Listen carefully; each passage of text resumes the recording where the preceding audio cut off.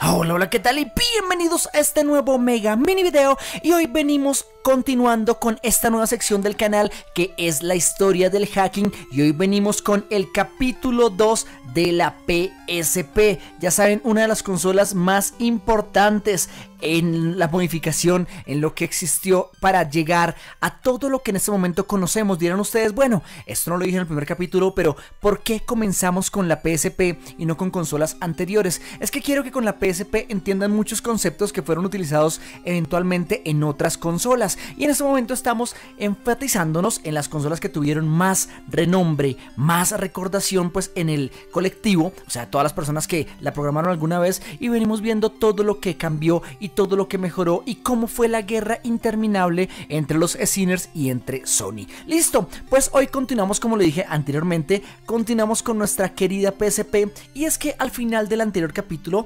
dejamos algo en el tintero, dejamos una de las cosas más importantes que ocurrió en la scene, no las cosas, sino una de las personas más importantes que influyó demasiado en todo el desarrollo de software que ocurrió para esta consola. Pero les digo desde ya, antes de que me bombardeen en comentarios y diga que todos los responsables, que solamente fue una persona responsable de toda la programación de PSP, así no fue. Pero como les dije en el anterior capítulo, vamos a dedicarlo primeramente como homenaje a este querido Scener y desarrollador que hizo posible de manera muy simple para todos la programación de manera fácil, directa, usando pues muchas librerías de otras personas, descubrimientos de otras personas y mucho software programado, creado por él, y que también participó en muchos grupos más. Listo, así que en este capítulo vamos a enfatizar muchísimo en la historia de Dark Alex y todo lo que trajo a la scene, lo que representó su conocimiento, su persona, sus tutoriales, todo lo que hacía y las herramientas que sacaba. Listo,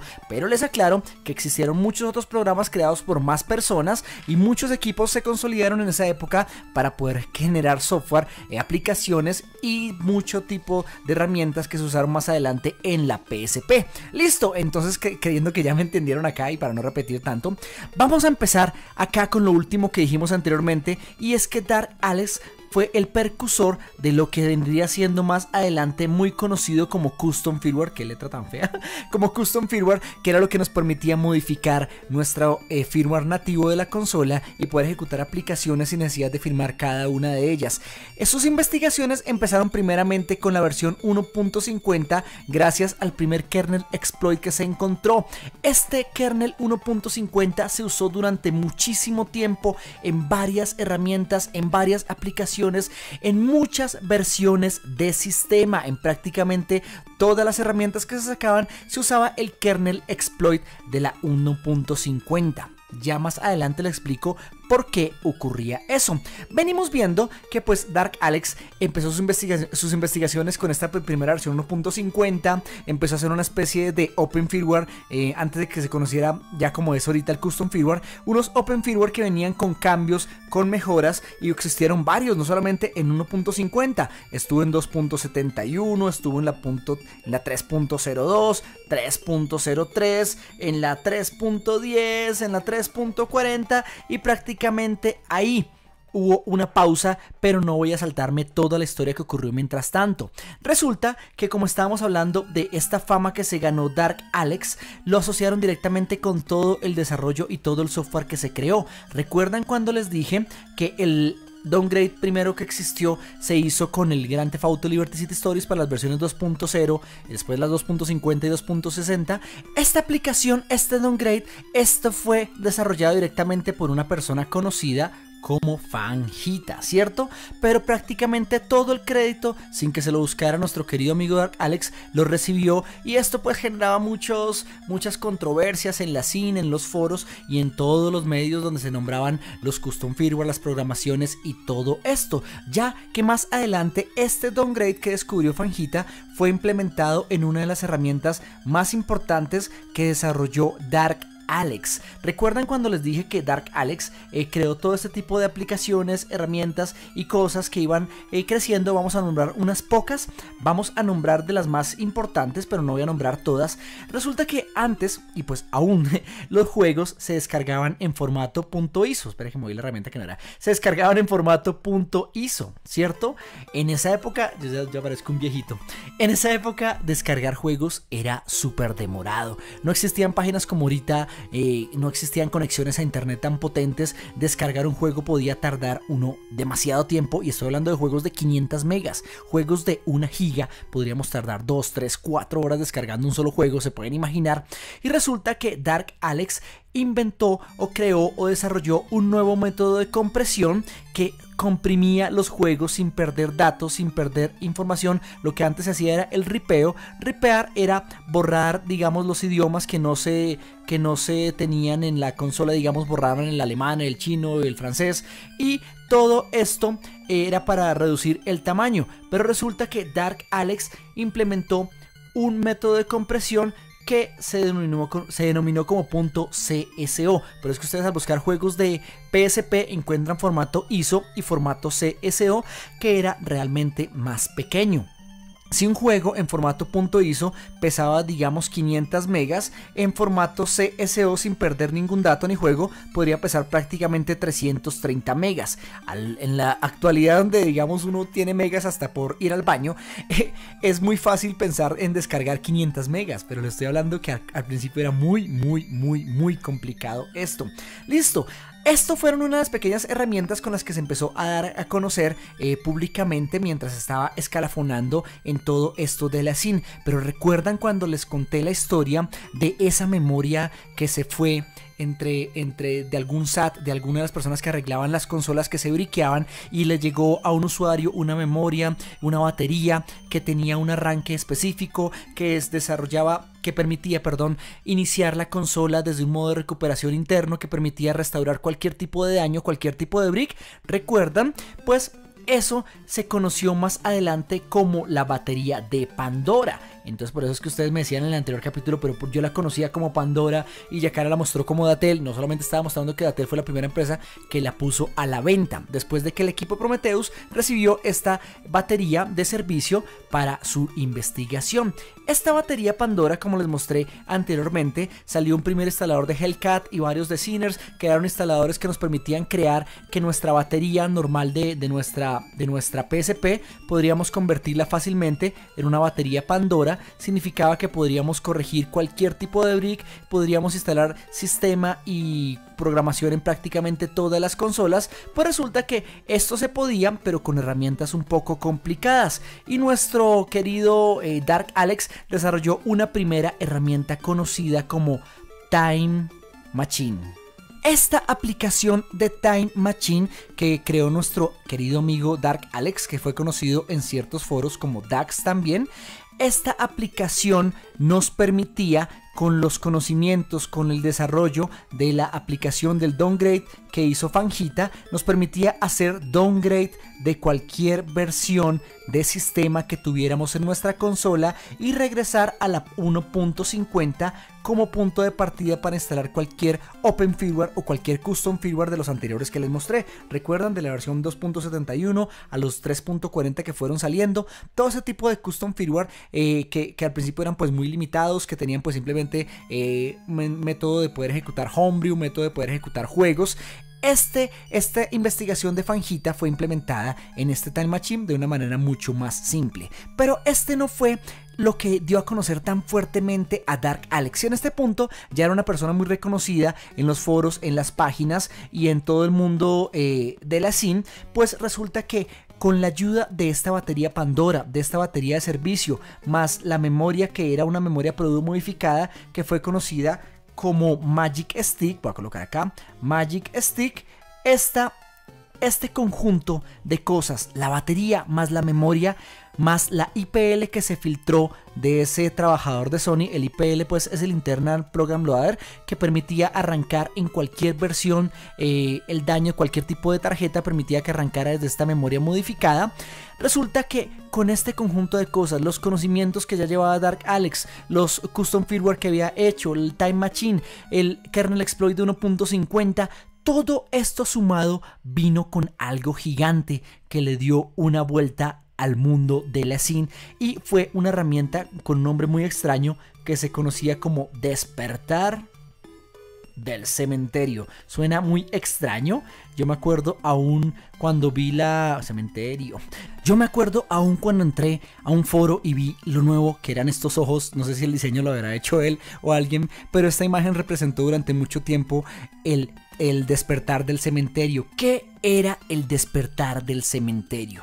Con todo este conocimiento, con la batería Pandora, con el Magic Stick, permitía desbriquear todas las consolas, desbriquear totalmente sin importar el daño que tuvieran, el método que fuera dañado. Solo necesitamos una batería Pandora, una memoria por unos segundos, por unos minutos. Por eso es que todos los técnicos, los que trabajamos como técnicos, teníamos disponible una batería de estas y una memoria ya lista para poder reparar cualquier tipo de daño cuando nos pasaba a nosotros mismos, cuando se programaba y ejecutaba algún error. Con este despertar del cementerio no solamente recuperábamos las consolas, sino que directamente nos instalaba un custom firmware directamente en nuestra PSP. Así que si tenemos nuestra consola briqueada, colocábamos nuestra memoria, la prendíamos y ¡plop!, terminábamos con un custom firmware totalmente funcional con todas las herramientas y todo listo, ¿vale?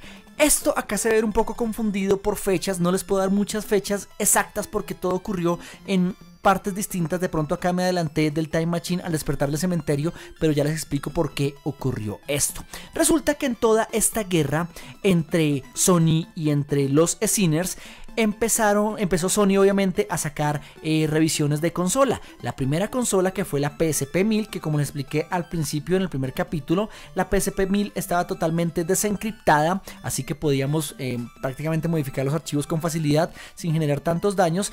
Pero cuando se briqueaba también se usaba la herramienta de despertar del cementerio y ¡plap!, ya quedaba arreglada. Después pues en todo este trajín Sony sacó también la PSP 2000, pero resulta que la PSP 2000 también usaba el mismo IPL, así que aún la batería Pandora seguía funcionando, aún la Magic Stick seguía trabajando y podríamos programar consola, podríamos también recuperar bricks. Pero resulta que mientras iban saliendo los custom firmware, iban saliendo las herramientas, iban saliendo los instaladores, Sony, sin que la gente se diera cuenta de primeras, sacó una revisión de PSP 2000 que, si ustedes buscan en internet, se conoce como la board maldita, y fue conocida con el nombre de TA, la referencia TA082. ¿Qué pasaba con esto?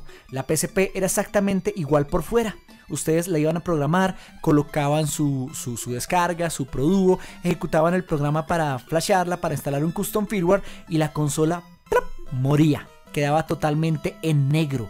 Se quedaba totalmente muerta sin poder repararla de ninguna manera. Obviamente la gente lo primero que hacía era colocar la memoria Pandora, tratar de recuperarla, y nada, no funcionaba. Y resulta que fue un tipo nuevo de board, y los briqueos que existieron fueron masivos, fueron muchísimos los que existieron, más que el yacarazo, existieron muchísimos a nivel mundial, porque obviamente todas las herramientas que estaban disponibles, si la colocaban de casualidad en cualquiera de esas consolas, simplemente ¡plop!, moría y quedaba irreparable, no servía para absolutamente nada. Entonces tocaba después, antes de programar una consola, estar pendiente de la parte trasera, abrir la tapa del UMD y mirar en la tarjeta que tuviera un numerito. Si veíamos acá un numerito a la izquierda que decía IC6001, significaba que se podía programar normal, pero si veíamos acá IC 003, significaba que tenía la placa maldita. Vemos acá, por ejemplo, una que destapábamos la tapa y mirábamos las letricas, pero los que son técnicos me tienen que, yo creo que, recordar en este momento que uno, cuando estaba muy ocupado, uno simplemente colocaba, pues, de manera mecánica, llegaba a una PSP a programar, le ponía la memoria, ejecutaba el programa y ¡pum!, moría. Cuando uno llegaba y destapaba esa tapa y tarjeta TA082, nada.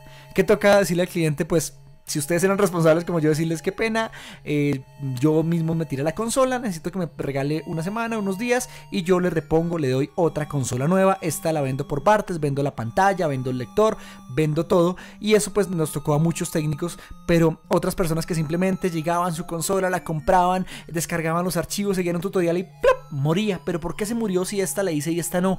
Por esta placa maldita, ¿cierto? Y ahí todo esto se frenó. Toda la programación se frenó, todo se quedó pausado por un tiempo, pero entonces vamos a devolvernos un poco en el tiempo y explicar que mientras sucedía todo esto, Dark Alex se retiró supuestamente de la scene, se fue del mundo, nadie sabía dónde estaba, todos se preguntaban dónde estaba Dark Alex, qué pasó, pero no se sabía nada. Decían que lo había capturado Sony, que lo había reclutado. Él después salió diciendo que tenía problemas personales, que tenía falta de tiempo, que no podía dedicarle más a todo esto. Las personas eran muy abusivas, le exigían, por favor saque rápido, necesitamos tal. Salió una actualización y ya, mande rápido la actualización. Todo como ocurre ahorita con todos los que crean los programas para 3DS y para todas las consolas, exactamente igual. En los foros se atacaban, lo obligaban, le decían que prácticamente él estaba en la obligación. Y en los foros ustedes saben que pueden llegar a ver gente totalmente ácida y asquerosa. Voy a agradecer principalmente a una de las páginas muy importantes que nunca he tenido la oportunidad de hablar con ningún modder, con ningún director en esa página, pero fue una página que fue muy importante en la proliferación de todo este contenido, toda esta información. Y no es que me estén pagando ni pautando, creo que yo apenas tengo usuario ya y nunca he escrito nada, pero esta página fue muy conocida por todos y era donde más o menos todo el mundo llegaba a buscar el software, las aplicaciones, las herramientas. Tenía más o menos un medio foro donde la gente podía preguntar y eran muy dispuestos a ayudar, al contrario de otras páginas asquerosas que realmente se trataban de solamente insultar a las personas, tratarlas mal, que cualquier novato era tratado como lo peor, como la peor escoria del mundo. Existieron muchos foros, pero vale la pena hacer esta pequeña acotación acerca acá de nuestra querida página psp.snbeta.com y sus otros agregados de otras herramientas, de otras consolas. Listo, vamos a levantar acá más polémica, vamos a regresar acá al punto donde íbamos. Resulta que listo, se fue Dark Alex, desapareció. ¿Qué pasó con él? Nadie sabía.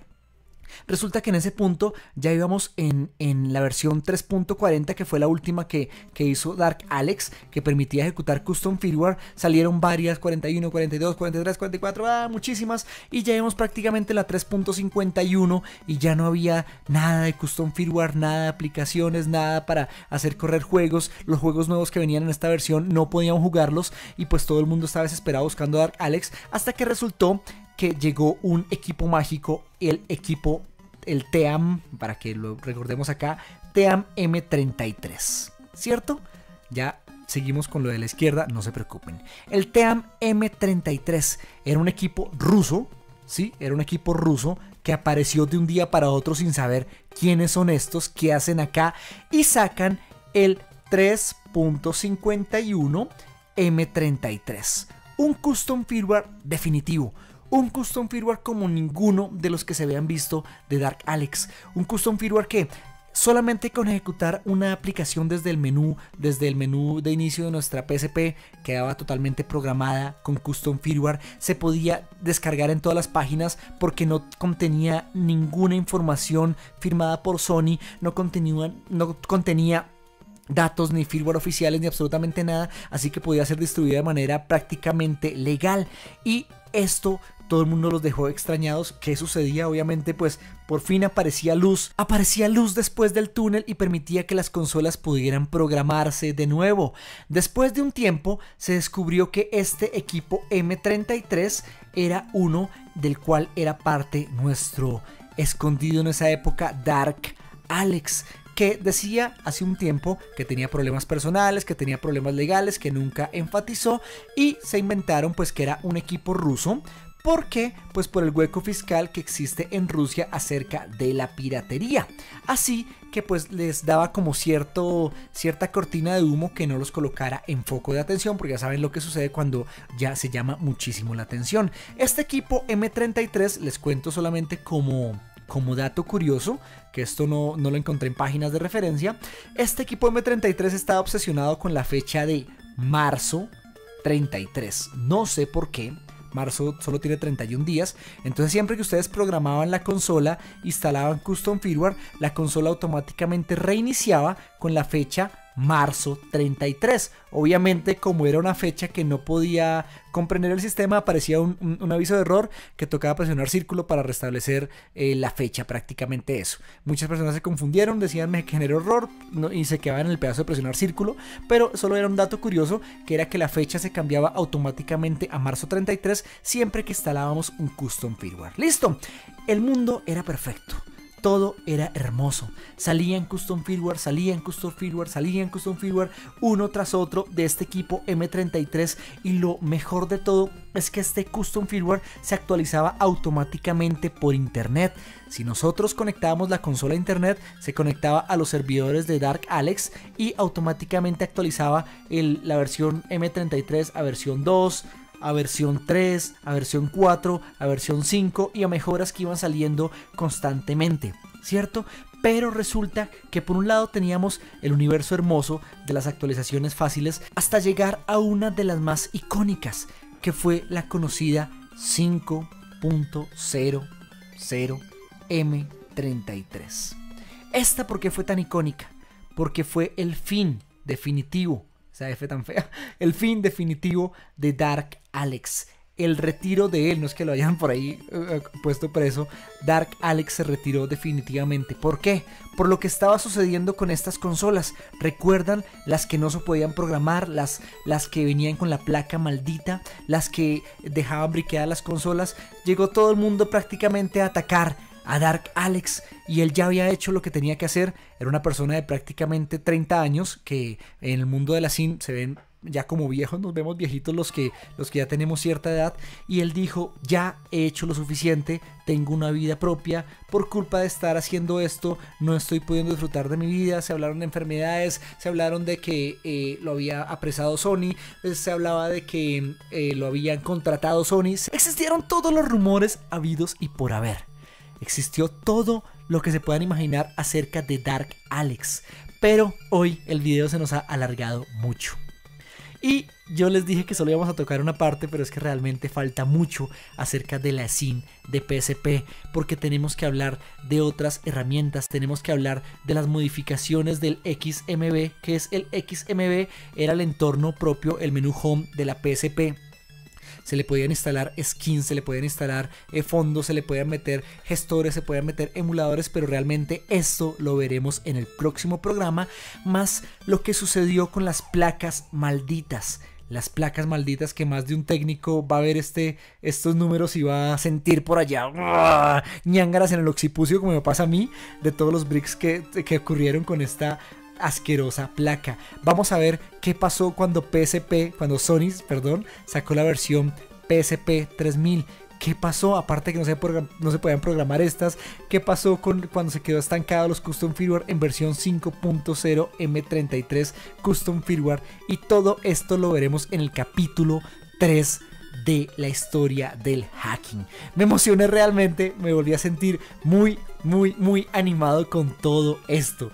Realmente lo único que tienen que hacer en este punto es, si no le han dado like, tienen que darle un like gigante a este video, y por favor entenderme que no puedo dar fechas, por más de que investigue es prácticamente imposible encontrar las fechas. Y también por favor suscribirse en este botón gigante que tiene que estar por acá en alguna parte, un botón gigante que se supone que esto es un botón donde se tienen que suscribir para encontrar más contenido de acá en el canal. Quiero que me digan también acá en los comentarios qué datos me faltaron de aportar, los rumores que ustedes escucharon de Dark Alex, para en el siguiente capítulo ver exactamente qué fue lo poco que se supo de Dark Alex, su final que salió por la puerta grande, hablar de qué ocurrió en los foros, cómo en unos foros lo atacaron hasta el cansancio, cómo en otros lo defendieron y cómo nosotros disfrutamos de esos custom firmware. Ya saben, si les gustó este video, link nos dice que manito arriba, se supone que hacemos un link,